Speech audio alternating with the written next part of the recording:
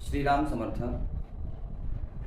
संभाजीनगर या ठिकाणी झालेली जी शिवपुराण कथा आहे, या शिवपुराण कथेच्या निमित्तानं आपल्या सर्वांच्या समोर मनोगत व्यक्त करावं यासाठी मुद्दाम मी आज या ठिकाणी आपल्यासमोर आहे.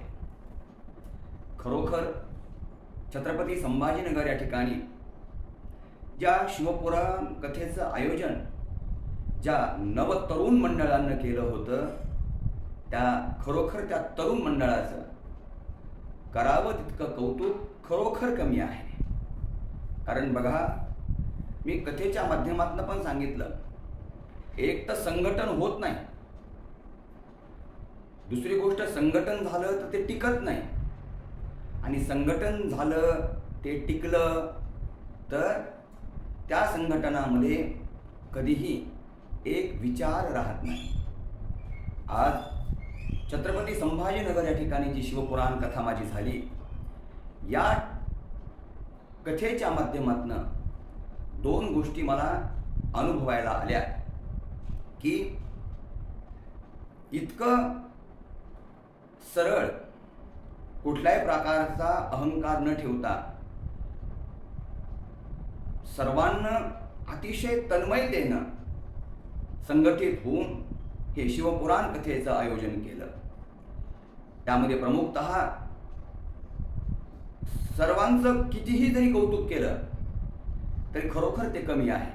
माझा स्वभाव नाही की तोंडावर गोड बोलावं, मागं वेगळं बोलावं, पण खरोखरच या शिवपुराण कथेच्या माध्यमातून हा एक तरुण मंडळाचा परिवार माझ्यासोबत जोडला गेला, हे सुद्धा माझ्यासाठी खूप आनंदाचं आहे. विशेषतः या तरुण मंडळामध्ये आमचे दिलीपजी खिवसरा, यांचं नाव यासाठी घेतो, तसं सगळ्यांचं स्मरण तर मी करणारच आहे, पण पानाची चटक जर कुणी लावली असेल तर या भल्या माणसाने लावली आम्हाला. आता गंमत अशी झाली आहे की आल्यानंतर पान खायचं तर खायचं कुठं, यावं का तुमच्याकडे सांगा. दिलीपजी खिवसरा आहेत, स्वप्नीलजी केंद्रे आहेत, दीपकजी करवा आहेत, आमचे कांडेजी आहेत, बजाज. खरोखर अतिशय शालीनता यांच्यामध्ये पाहायला मिळाली बघा. हरिश्चंद्रजी पटेल, शिवकांतजी चिलगर, राजेंद्रजी ठाकरे, प्रकाशजी देशपांडे, द्वारकादासजी बाहेती, नारायणरावजी जाधव आमचे, विठ्ठलराव गायकवाड. मी काही नावं घेतो आहे, म्हणजे यांचं भूषण सांगण्यासाठी मी नाव घेत नाही. खरोखर हे त्या भूषण करण्याच्याही पलीकडच्या योग्यतेचे आहे. आमचे सुभाषजी अग्रवाल असतील, प्रकाशजी कुलकर्णी असतील, हेमंत मालपानी, डॉक्टर निळू पाटील साहेब. म्हणजे आजही या सगळ्यांचे चेहरे माझ्यासमोर दिसले की मला खरोखर काय शालीनता असते हे मला जाणवतं. आमचे नेरकरजी असतील, हे सगळे बघा, हे सगळे सुशिक्षित लोक आहेत. म्हणजे अशिक्षित लोकांचा मी तिरस्कार करतो अशातला भाग नाही आहे काय. आणि विशेषतः या सगळ्यांची धुरा सांभाळणारे आमचे बालाभाऊजी लोया. खरोखर त्या दिवशी मला भाऊ म्हटले, बालाप्रसादजी लोया, की महाराज एक वेळेस पैसा कमी जास्त असलेला चालन, पण हे माझ्यासोबत कायम असले पाहिजे. त्यांना मी इतकं बोलतो, इतकं रागवतो, तरीही आज हे माझ्यासोबत आहेत. अहो, हेच प्रेम असतं. प्रेम म्हणजे काय, दुसरं काय, प्रेमाचा अर्थ दुसरा काय सांगा बरं मला. आणि या सर्व नवतरुणांना हे जे कार्य या ठिकाणी केलं, हे अतिशय मनाला भावणारं कार्य आहे. मी इतकंच म्हणेन बरं, येणारा श्रोतृवर्ग जो आहे तो सुद्धा बुद्धिमान होता, सामान्य नाही. कथेची वेळ, चहाची वेळ जरी म्हणे असली अर्धा तास, की 15 मिनिटात चहा पिऊन सगळेजण परत जागेवर यायचे. अहो, मोबाईलपासून 4-4 तास या सर्वांना बाजूला राहावं. 4 तास काय असतं? वैराग्य काय असतं? हेच तर वैराग्य असतं. सगळं असून सुद्धा त्याचा उपभोग न घेता आपलं लक्ष केंद्रित करणं, त्यासाठी एक स्थिर ठेवण्याचा प्रयत्न, असा हा सगळा श्रोतृवर्ग त्या ठिकाणी होता. मग मला सांगा, इतका सुबत्त परिवार जर मला या माध्यमातून मिळाला असेल तर माझंही भाग्य आहे की नाही. आणि अजून विशेषतः ही कथा तर सर्वांगानं यशस्वीरित्या पार पाडण्यासाठी या नवतरुणांना वेळ दिलाच, पण यांच्यासोबत जे जे यांना जोडल्या गेले होते ते सुद्धा तितक्या चांगल्या पद्धतीनं. अहो स्वतः यांना खुर्च्या टाकाव्यात, आसन व्यवस्था करावी, गेल्यानंतर परत खुर्च्या जागे नेऊन ठेवाव्यात. काय म्हणजे घरी आल्यानंतर माणूस आलं की थकून झोपतो की म्हणजे काय म्हणावं या सगळ्या गोष्टीला की तो थकतो, पण हे थकलेच नाहीत कुणी. आणि इतकाही परत महाराज काही करा पण दुसरी कथा आम्हाला हवी आहे, अशी तितक्याच समर्पक बुद्धीनं सर्वांची प्रार्थना.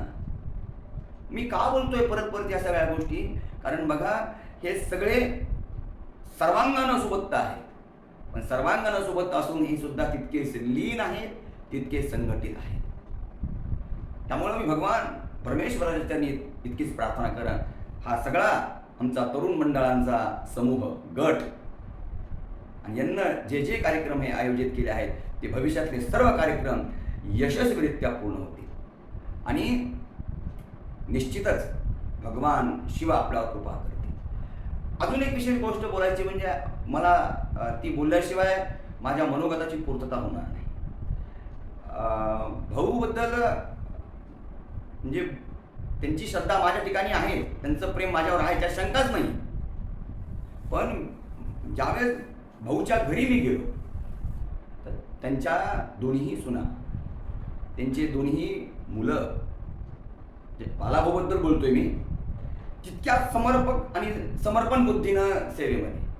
अहो घरामध्ये 2 माणसं आले तर घरामध्ये जी करती स्त्री असते तिला कंटाळा येतो. भाऊंच्या दोन्ही सुना तितक्याच तत्परतेनं सेवेमध्ये म्हणजे हजर होत्या. यापेक्षा अजून काय कौतुक असतं.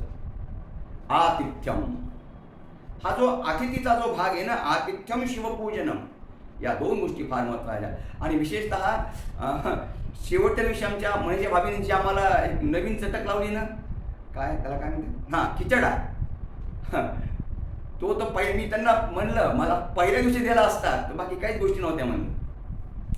पण काय हरकत नाही, अतिशय आनंदानं सगळ्यांना म्हणजे खूप आनंदानं हा कार्यक्रम पार पाडला. खूप आनंदानं. काय कोणाचं काय कौतुक करावं, किती कौतुक करावं. अरे भाऊच्या वडिलांची तब्येत ठीक नसताना सुद्धा हसत खेळत त्यांना या सगळ्या गोष्टी पुढे नेल्या. हे कौतुक आहे माझ्यासाठी. स्तुती कोणाची करायची म्हणून मी गप्पा मारत नाही, कौतुक आहे. आणि मला अभिमान आहे की हा पूर्ण तरुण मंडळाचा परिवार माझ्यासोबत आहे. या शिवपुराण कथेच्या माध्यमातून मला साथ देणारे आमचे पवार सर असतील, आमचे मनोज महाराज असतील, पंडित असेल, उदू भैया असेल, आमचा किशोर असेल, हे सर्वजण. बरं श्रावण महिना आहे, काम आहे सध्याला, पण हे सगळे कामं सोडून हे सगळं तरुण मंडळ त्या ठिकाणी आलं. आमचा संतोष पिंपरखेडच्या आईची तब्येत ठीक नाही पण तो आला. मी का बोलतो हे प्रेम असल्याशिवाय होत नाही. त्यामुळं काय कोणाबद्दल किती बोला, काय बोला, मी एकच म्हणेन, भगवंता या सर्व परिवारांना आरोग्यवान बनव, यशस्वी बनव. भगवान शिव आपल्यावर चिरकाल कृपा करत राहो, हीच या मनोगताच्या निमित्तानं प्रार्थना. परत भेटूया आणि सगळेजण तुम्ही या, एकदा गेवरायला सगळेजण या, मुद्दाम या. आपण सगळे सादर आमंत्रित आहात. आपलं प्रेम कायम असंच राहो, हीच रामरायाच्या चरणी प्रार्थना. परत या नवतरुण मंडळाचे खूप खूप आभार. आरोग्यवान रहा. भगवंताला जे आवडत आहे ते सगळे काम तुम्ही करत आहात. एकोपार होऊ द्या, एक संघटितपणा राहू द्या. याच्यापेक्षा अजून काय. तुमच्या सोबत सदैव मी असेल, चिंता करू नका. इथेच थांबूया. श्रीराम समर्थ.